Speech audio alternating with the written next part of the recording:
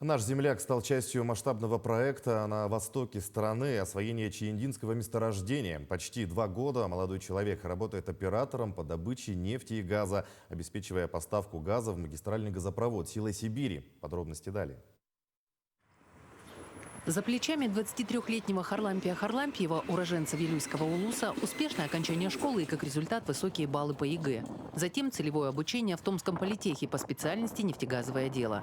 О том, что масштабный проект реализуется на территории Якутии, юноша узнал из новостей.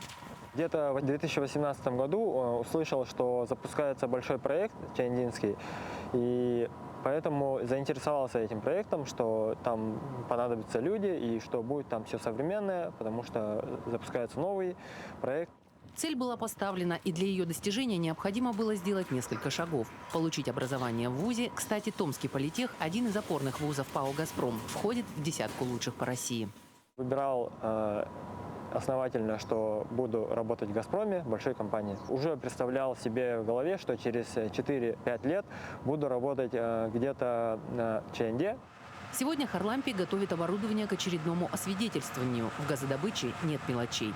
Оборудование эксплуатируется 24/7, а сам процесс подготовки газа непрерывный. Поэтому надежность работы агрегатов превыше всего. Чтобы быть уверенными в исправной работе всех элементов подготовки газа, мы должны периодически проводить освидетельствование, и чтобы безопасность была на первом месте.